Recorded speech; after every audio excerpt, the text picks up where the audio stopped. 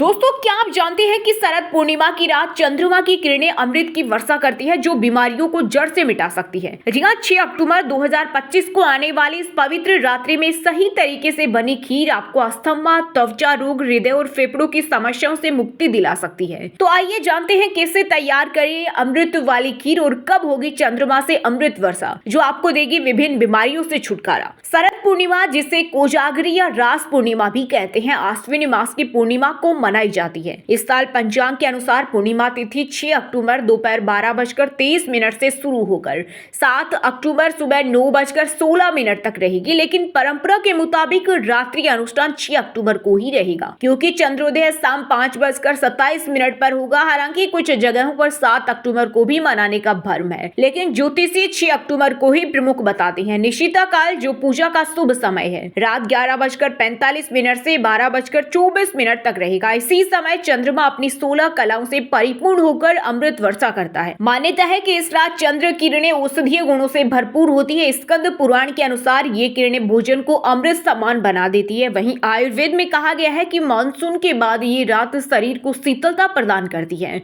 पाचन तंत्र को डिटॉक्स करती है और सर्दियों की तैयारियां कराती है। खीर का सेवन इम्यूनिटी बढ़ाता है, मौसमी बीमारियों से बचाता है और जीवन में सुख समृद्धि लाता है।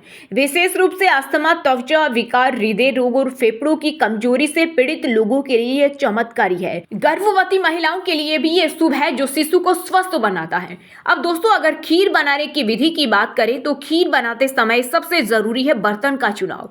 खीर को हमेशा चांदी के बर्तन में बनाया या रखना चाहिए, क्योंकि चांदी चंद्रमा से ऊर्जा को सबसे अच्छे से अवशोषित करती है।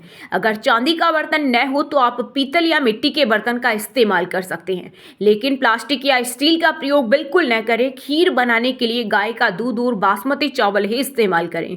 चावल को पहले 1 घंटा भिगो दें और 2 चम्मच गर्म दूध में केसर भिगोकर रखें। दूध को गाढ़ा होने तक धीमी आंच पर पकाएं और चावल पूरी तरह गलने के बाद ही चीनी, केसर वाला दूध, मेवे और इलायची पाउडर डालें। खीर जब गाढ़ी हो जाए तो इसे छोटे बर्तनों में भरें। जब खीर रखने का सही समय हो जाए तो खीर को जालीदार कपड़े या छलनी से ढककर छत या आंगन में ऐसी जगह रखें जहां चंद्रमा की रोशनी सीधे उस पर पड़े। ध्यान रहे, इस खीर का सेवन अगले दिन स्नान आदि के बाद ही करना है। विशेष रूप से अस्थमा से पीड़ित लोगों को ये खीर सुबह 4 बजे सेवन करने की सलाह दी जाती है। इस खीर को खाने से फेफड़े और हृदय से संबंधित बीमारियों में भी लाभ मिलता है। इसके अलावा रात भर चंद्रमा को एकटक देखने की भी परंपरा है, जिससे आंखों की रोशनी बढ़ती है। तो दोस्तों, इस शरद पूर्णिमा पर सिर्फ स्वादिष्ट पकवान न खाएं, बल्कि स्वास्थ्य का खजाना ग्रहण करें। ये अवसर प्रकृति ने हमें स्वस्थ रहने के लिए दिया है, इसे अपनाएं और इस ज्ञान को आगे बढ़ाएं। अगर आपको ये जानकारी अच्छी लगी और आप भी इस अमृतमय खीर को बनाने जा रहे हैं तो इस वीडियो को लाइक करें। इस दिव्य ज्ञान को अपने सभी दोस्तों और परिवार के साथ शेयर करें, ताकि वे भी इस स्वास्थ्य लाभ से वंचित न रहें। और ऐसे ही रोचक, वैज्ञानिक और ज्ञानवर्धक कंटेंट के लिए हमारे चैनल को तुरंत सब्सक्राइब करें और घंटी वाला बटन दबा दें। हम फिर मिलेंगे एक अद्भुत और जानकारी के साथ। इतने स्वस्थ रहें, मस्त रहें।